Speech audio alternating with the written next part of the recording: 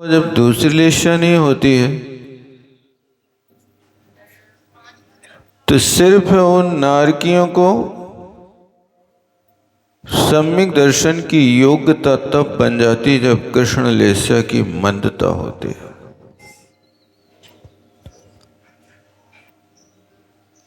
ऊपर के नारकियों के लिए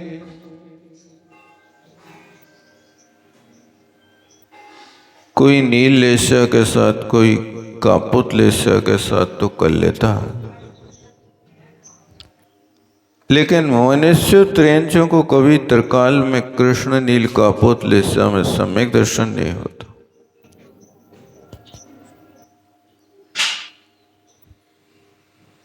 तो जो नील लेशा का परिणाम होता है उसमें बुद्धि की मंदता बनी रहती है।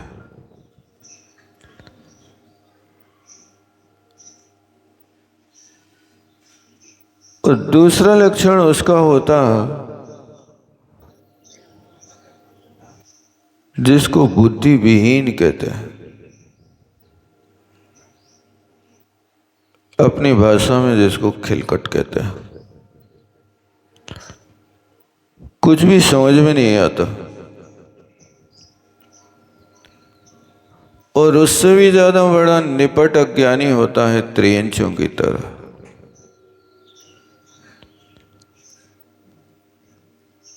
और चौथा लक्षण नील लेशा का है विषय लोलपी होना। जैसे त्रियंचों में एक बकरी होती है, वो भले ही थोड़ा खाती है लेकिन दिन भर मुंह चलता रहता है उसका मुंह कभी शांत नहीं होता। ऐसे लोग हमेशा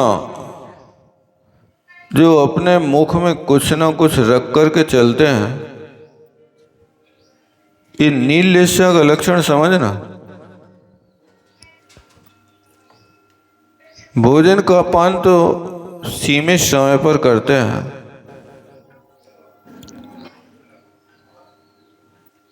लेकिन गुटखा, पान, तंबाकू, बीड़ी, सिगरेट आदि जो हमेशा मुख में रखते हैं, ऐसे लोग नील लेशा वाले समझना चाहिए। कई लोग तो ऐसे होते हैं कि सोते समय भी पान में गुटखा, तंबाकू दबा के सोते हैं और वे सुबह उठ करके फिर मुख से बाहर करते हैं। ऐसी परिणति करने वाले लोग तीव्र विषय लोलपी हैं। उस विषय लोलुपता के कारण इनकी अशुभ लेशा बनी रहती है। लेकिन जो सज्जन पुरुष होते हैं, विषयों के प्रति मंदता होती है,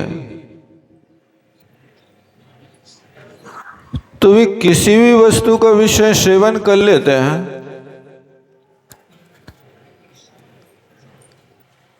लेकिन उस सेवन के बाद जब उनकी तृप्ति हो जाती है ना, तो फिर वे त्याग कर देते हैं। और ये छोटे छोटे टुकड़ों का त्याग भी व्यक्ति को बहुत बड़ी ऊंची स्थिति पे ले जाता है।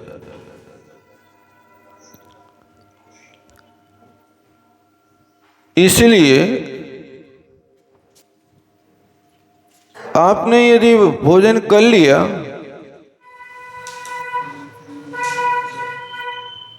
तो फिर उसके प्रति ममत्व त्याग कर दो। मेरा त्याग है। कब तक के लिए त्याग है? यदि आप काल से नहीं बांध सकते तो बस त्याग कर दो। और फिर उसके बाद यदि आपको भोजन पान करना है तो ये कायु सर करके फिर उस त्याग का त्याग करके फिर आप उस वस्तु को ले लो और फिर उसके बाद लेने के बाद फिर त्याग कर दो। यदि ये प्रवृत्ति आपके जीवन में आती है ना, तो आपके घंटों के, दिनों के, महीनों के उपवास हो सकता है। आप रात्रि भुक्ति के त्यागी तो हैं, रात में नहीं खाते, तो रात का तो उपवास का फल आपको मिल ही गया। अब दिन के 12 घंटे हैं, तो कितने घंटे के बाद आपको जरूरत पड़ती है? एक बार हिसाब किताब बना लो कि मुझे 3 घंटे के बाद के 6 घंटे के बाद। आयुर्वेद की पद्धति से तो नियम है कि एक बार यदि आपने भोजन कर लिया तो 6 घंटे तक कुछ नहीं लेना चाहिए, क्योंकि जो आपने ग्रहण किया है उसको पचने में कम से कम 6 घंटे लगते हैं। आपने यदि खिचड़ी चूल्हे पर रखी है तो कितनी देर बाद पकती है? आपके पास आज कुकर की व्यवस्था है, जब नहीं थी तब आधा पौन घंटा तो खिचड़ी पकने में हंडी में लग ही जाता था। यानी इतनी तेज आज आग के ऊपर रखी हंडी भी आधा घंटा पचाने में ले रही है, तो आपके पेट में कोई भट्टी जैसी आग थोड़ी जल रही है।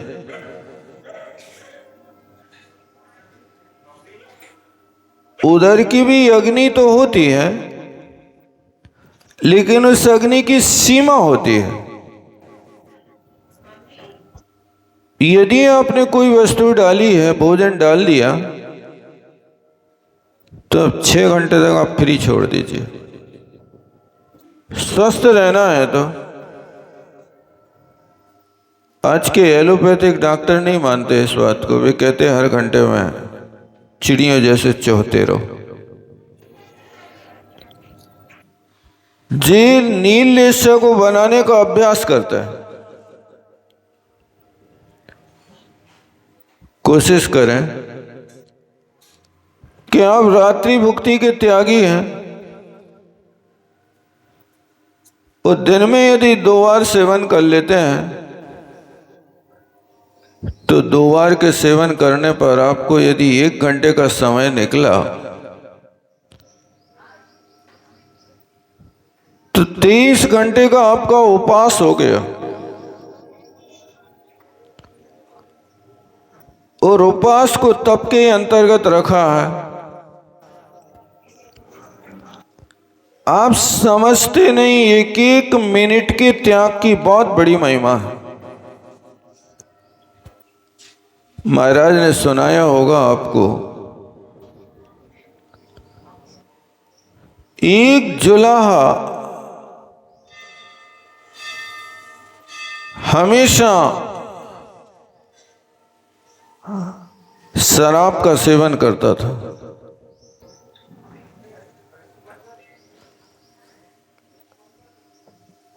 तो उससे कहा कि तुम त्याग कर दो, तो उसने कहा हम त्याग नहीं कर सकते।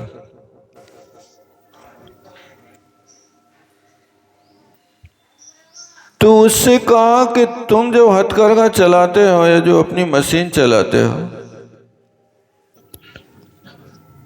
तुमने यदि यहां पर सेवन कर लिया इस कोने पर,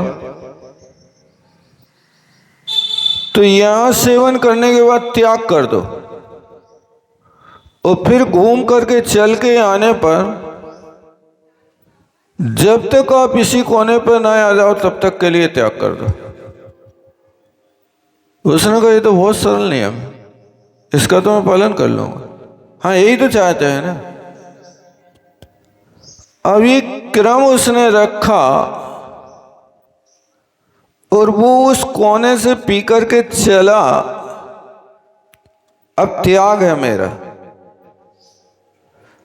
अब उस कोने से आगे बढ़ा, वो सामने के कोण तक आया, माने आग्नेय कोण से चला,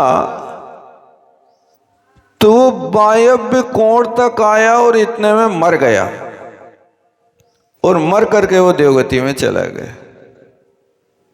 कारण, जिस समय उसका मरण काल आया उसी समय आयु बंध के योग अपकर्ष काल पड़ा। अब वो देव आयु को बंद कर रहा है तो त्यागी अवस्था में कर रहा है। जिस समय उसका त्याग है उसी समय अपकर्ष काल पड़ता है। ये अपकर्ष काल कब पड़ जाए कोई ठिकाना नहीं। यही तो होता है, सेठ जी ने जिंदगी भर सामायिक करी, लेकिन सामायिक करते करते मेंढक बन गए। कैसे बन गए? सामायिक से मेंढक बने क्या? नहीं, उस सामायिक से विचलित होकर के जब वे आर्त ध्यान से पीड़ित होने लगे तब जाकर के उनको वो आयु का बंध उसी वक्त हो गया। और जिस कारण के लिए वे तड़प रहे थे, पानी के लिए तड़प रहे थे, तो उनने त्रियंच आयु का बंध किया और मर करके पानी में, बावड़ी में मेंढक हो गए। बेटा पीते रहो जिंदगी भर पानी। ये कहानी तो पता है ना। इसलिए तुम त्याग करके यदि कोई भी काम कर रहे हो, दुकान भी चला रहे हो आप त्याग करके, तो आप त्यागी बन के काम कर रहे हो। आपकी लेशा बदल गई, परिणाम बदल गया, विषय लोलुपता के ऊपर आपकी विशुद्धि बढ़ गई। इसलिए कोशिश करें कि टुकड़ों टुकड़ों के त्याग में भी बहुत बड़ी शक्ति होती है। जैसे छोटे छोटे से बुरी आदतों के तिनकों से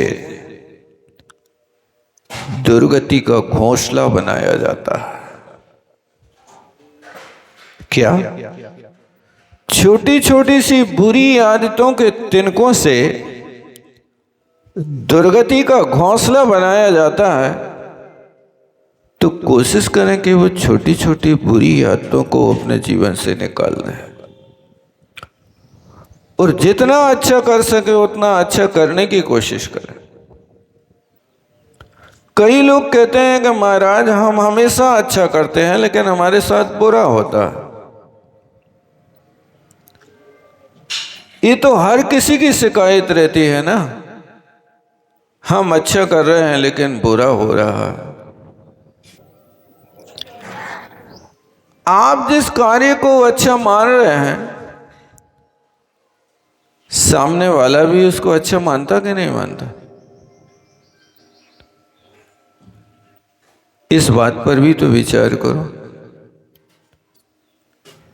यदि सामने वाले के लिए आपकी हंसी देख करके संकलेश होता है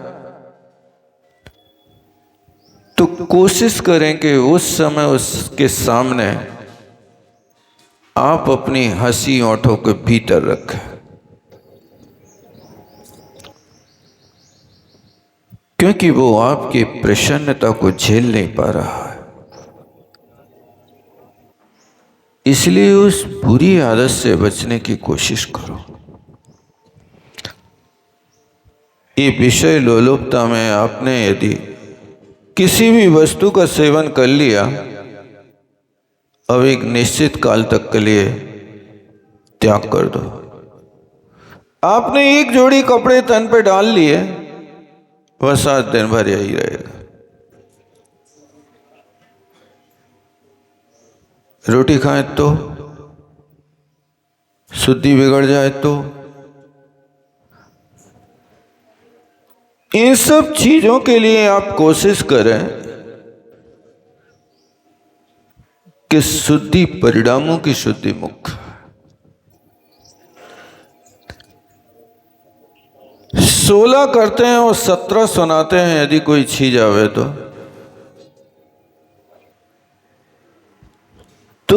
तुम्हारे सिर्फ कपड़ों की शुद्धि है, परिणामों की कोई शुद्धि नहीं है।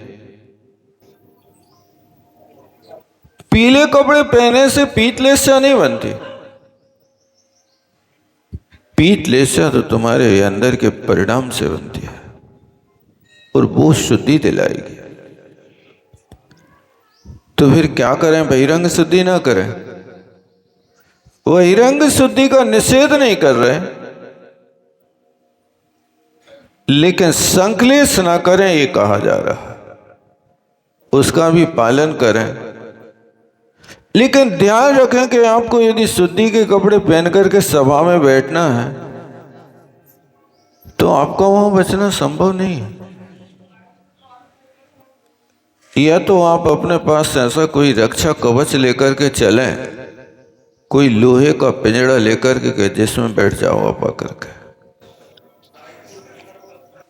या फिर सभा में ना बैठें, और बैठे तो ऐसे स्थान पर बैठें कि जहां पर किसी का प्रवेश ना हो, तब तो आप बच सकते हैं। अब भीड़ में आकर के बैठे तो फिर वहां तो बहुत मुश्किल है। इन सब चीजों पर द्रव्य क्षेत्र काल की अच्छी तरह से विचार करना तो आपकी लेस्या शुभ बनी रह सकती है। और हमेशा अपन को अंतरंग शुद्धि की बहुत आवश्यकता है। दुर्गति अंतरंग के परिणामों से होती है, बाहर के कार्यों से दुर्गति होना कोई खास बात नहीं है। इसलिए कोशिश करें कि आप विषयों के प्रति मंदता रखें। और अगला विशेषण था मानी। छोटी छोटी बातों से आपके सम्मान में ठेस लगती है। आप अपने परिवार के बच्चों के साथ में तो आप बहुत एडजस्ट कर लेते हैं। आपका बच्चा यदि, आपका नाती आपका यदि अपमान कर देता है तो आप सहजता से थोड़ी देर नहीं बोलते हैं, लेकिन फिर चल करके बोलने लगते हैं, बच्चे ही तो हैं। जिस बच्चे को आप छाती पे टांगे हो वो बच्चा तुम्हारी मूंछ भी खींच रहा है, कान भी खींच रहा है, गाल पे चटाचट चाटा भी मार रहा है, फिर भी आप उसको पुटियाते जाते हो। उससे नहीं आप अपमान मानते कि तुमने मेरा अपमान कर दिया। लेकिन किसी व्यक्ति ने आपसे यदि मजाक में एक शब्द भी बोल दिया तो आप सालों साल बुराई मान करके बैठ जाते हैं। आप कोशिश करें कि जैसे आप घर में एडजस्ट करते हैं, कोई आपको चार बातें सुना देता है, थोड़ी देर आप मन मुटाव रखते हैं, फिर उसके बाद में एक हो जाता है। घर में तो यही होता है ना, रोज होता रहता, कोई ना कोई तो आपके घर में मिलते ही है आपके लिए टकराने वाला। नहीं है तो आप टकराने लगते हैं, कहीं भोजन को लेकर के, कहीं अस्त व्यस्त वस्तुएं पड़ी हैं उनको लेकर के, कहीं ना कोई निमित्त ऐसे मिलते हैं जिनके कारण से आपके अंदर ये परिणाम बिगड़ जाता है। अब कोशिश करें कि जैसे आप अपने घर में एडजस्ट कर लेते हैं, ऐसे परिवार के साथ, समाज के साथ भी आप कोशिश करें कि सबसे प्रेम पूर्वक व्यवहार करें। और आप रोज पढ़ते भी तो हैं भगवान के सामने, अहंकार का भाव न रखूं, अहंकार का भाव न रखूं। ये यहां भगवान के कान में रोज कह के जाते हो, और मंदिर के बाहर निकलते हो और गर्दन ऊंची हो जाती है। आपने अभी तो संकल्प किया है अहंकार का भाव न रखूं, अब क्यों मानी बन रहे हो? क्यों अपनी लील लेस्या बना रहे हो? शुभ लेस्या से शुभ लेस्या क्यों बना रहे हो? इसलिए कोशिश करें, सहज प्रवृत्ति जीने की कोशिश करें। किसी भी वस्तु में अहंकार छू ना पाए। क्योंकि आप पढ़ते हैं, सिर्फ 10 लक्षण में पढ़ते हैं, रोज पढ़ा करें। क्या? मान महा दुख रूप, करई नीच गति जगत में। ये पंक्ति पढ़ते इसका अर्थ समझते क्या होता? मान कैसा है? जहर है। विष लिखा ना, विष, दुख लिखा विष, विष रूप। ये मान महाविष है। और क्या करता है? नीच गति आप पढ़ रहे हो, उस शास्त्रों में लिखा है कि ये विष है और विष को पीकर के सुखी होना चाह रहे, ऐसा है ना।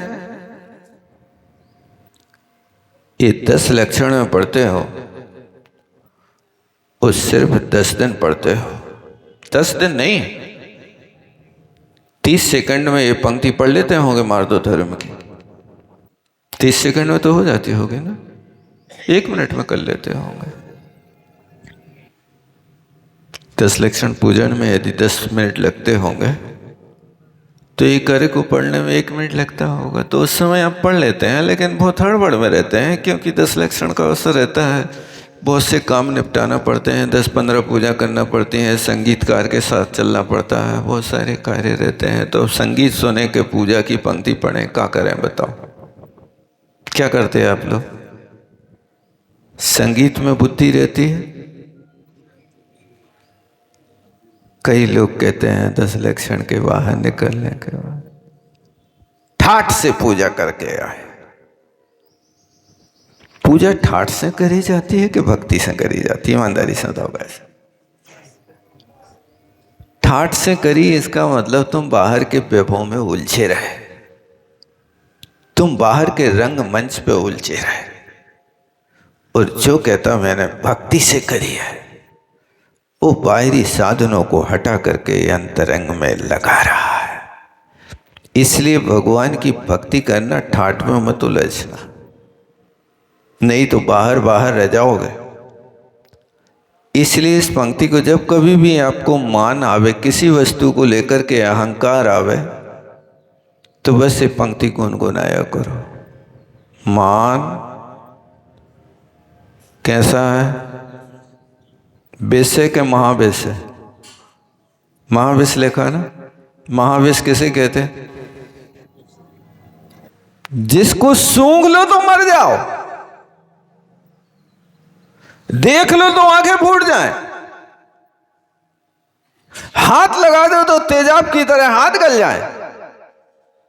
ऐसे मान कैसा है? महाविष है। और इस विष को पी करके तुम सुखी होने का फार्मूला खोज रहे हो। ये आप भगवान की आज्ञा का पालन कर रहे हैं कि विपरीत चल रहे हो? क्या कर रहे हो बताओ? कोशिश करो किसी भी प्रकार से मान अपने अंदर छुए ना। और फिर उसी विष के बाद फल क्या है? नीच गति करें। नीच गति कौन सी कहलाती भैया? नरक और त्रेंच को नीच गति कहते हैं। यानी जिन गतियों में सिर्फ नीच गोत्र का ही उदय होता है उसको नीच गति कहा जाता है। 2 गोत्र कर्म के भेद हैं, उच्च गोत्र और नीच गोत्र। मनुष्य और देव गति उच्च गोत्री ही होते हैं और नारकी और त्रियंच नीच गति के ही होते हैं।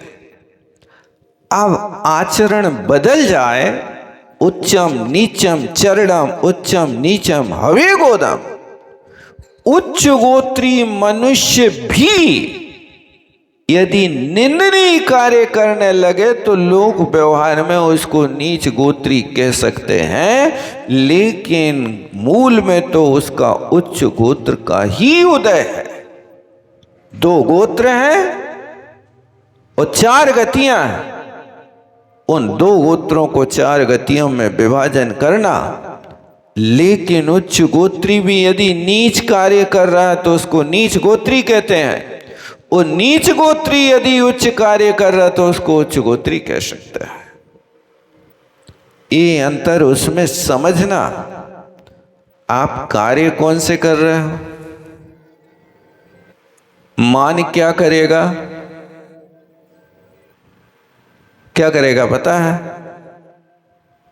करे नीच गति जगत में, ये नीच गति करेगा माने नीच गोत्र का बंध भी कराएगा, क्योंकि जब त्रेंच का बंध करेगा तो त्रेंच के साथ नीच गोत्र का सन्निकर्ष है। ध्यान रखना, एक पाप प्रकृति का बंध करते हो तो उस पाप प्रकृति के साथ कितनी और पाप प्रकृतियों का बंध होता है, इसका नाम सन्निकर्ष होता है। एक रसगुल्ला खा रहे हो, काका खा रहे हो, ऐसा हुआ सन्निकर्ष देखो, रसगुल्ला एक, लेकिन क्या क्या मिला है उसमें? आटा है, घी है, अग्नि है, पानी है, और क्या डालना पड़ता है? मावा है, और कुछ भूल तो नहीं रहे। यानी रसगुल्ला कहा एक, और उसके साथ कितनी चीजें आई? इतनी तो लेनी पड़ेगी ना आपको। आटा लेना पड़ेगा, मावा लेना पड़ेगा, घी लेना पड़ेगा, बूरा लेना पड़ेगा, पानी लेना पड़ेगा, अग्नि लेना पड़ेगी, घी भी तो जरूरत पड़ेगी तलने के लिए, उबालने के लिए। ये सारे के सारे सन्निकर्ष वहां बनते हैं जहां एक वस्तु हो और अनेक साधन उसके साथ मिल जाएं, वो सन्निकर्ष होगा। नीच गोत्र का बंध करेगा तो नीच गोत्री जीव उस वक्त 25 प्रकृतियों का एक साथ बंध करेगा। कौन से 25 प्रकृतियां? अनंतानुबंधी चतुष्क का सबसे प्रधान से बंध होना है, 4 संगनन होना है, 4 संस्थान होना है जो पाप प्रकृति के साथ मिलकर के चलते, इनका बंध होगा। दुर्भग, दुस्वर, अनादे, त्रेंच गति, त्रेंच गत्यानु, पूर्वी, त्रेंच आयु, नीच गोत्र, स्त्री वेद, इन सब प्रकृतियों का एक साथ बंध होगा बेटा। उसके साथ सन्निकर्ष, नीच गोत्र का बंध होगा तो दूसरे गुण स्थान में बनने वाली 25 प्रकृतियों का एक साथ धावा बोलेगा। डाकू आता है तो अकेला आता क्या? कितने लोग आते बताओ? 10-20 लोग एक साथ मिलकर के आता है। तब तो वे अपना काम करते हैं, कोई व्यक्ति को पकड़ते हैं, कोई दरवाजे पे खड़े होते हैं, कोई क्या क्या करते हैं, माल बटोरते हैं। इतने लोगों की टीम तो चाहिए। कर्मों के साथ भी यही व्यवस्था है, इसलिए बहुत संभल संभल करके चलना। सहज नहीं है कर्म का बंद करना, थोड़ा सा परिणाम बिगड़ा और ये 25 प्रकृतियां एक साथ धावा बोलेंगे। विधि गुणे अणथेणति दोहगति संठान संगति चौकम दुग्गम ऋद्धि नीचम त्रियदुगुज त्रियंचायु, माने ऐसी 25 प्रकृतियां एक साथ बनती हैं। कोशिश करें कि ये मानी होते ही नीललेशा आ गई, नीललेशा आते ही जहर पान कर लिया। याद रखना, किसी भी चीज में तुम्हारी गर्दन ऊंची होवे, कहना है विष नहीं पीना, ये जहर है, महाजहर है, हलाहल है, भागो इससे। क्या करें, सामने वाला हमारे सामने से तन करके चलता है। भैया कोई बात नहीं, वो अभी चल रहा है, जब समझ में आ गएगा तो वो भी झुक करके चलेगा। इसलिए ये मानी शब्द नीललेशा की निशानी है, और मान होना नीच गोत्र के आश्रव का कारण है, और उन्हें इसको महाजहर कहा है। इसलिए कोशिश करना बार बार इससे ऊपर उठने की। कोई निमित्त मिलते हैं तो टालने की कोशिश करो, और इसमें छोटे बड़े का भी कोई व्यवहार नहीं रखो, विकल्प नहीं करो। जो छोटे होते हैं वे तो छोटे हैं, बड़े बड़े होते हैं, इसलिए छोटे रहोगे तो भगवान मिलेंगे, बड़े बनोगे तो भगवान मुश्किल से मिल पाएंगे। क्योंकि लिखा है शास्त्रों में, लघुता से प्रभुता मिले, प्रभुता से प्रभु दूर। जो प्रभु होना चाहते लघुता धार जरूर। ये सुना कभी श्लोक आपने? दोहा सुना? क्या कहते हैं? लघुता से प्रभुता मिले। तुम छोटे बने रहोगे तो तुम भगवान बन जाओगे। नानक नन्हे बने रहो, जैसी नन्ही दूब, बड़े झाड़ कट जाते हैं, खूब राहत है दूब। कहते तुम छोटे बने रहो दूबा की तरह। बड़े झाड़ काट करके लोग सिंहासन बना लेते हैं, कोई जाकर के कुल्हड़िया को बेट बना देते हैं, कोई जाकर के आग में ठूंस देते हैं। झाड़ों को ठूंसते आग में कि दूब को बताओ। बड़े झाड़ कट जाते हैं, खूब राहत है दूब।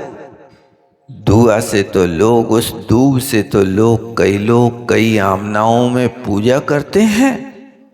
बेल पत्री है, दूब आदि आदि लेकर के लोग, वो दूबा का क्या प्रभाव, लघुता है उसके अंदर। नदी के किनारे पर खड़ी हुई दूब और सैकड़ों वर्ष पुराना खड़ा अकड़ के वृक्ष, जब पानी का पूर आता है तो वृक्ष तो उखड़ करके धराशायी हो जाता।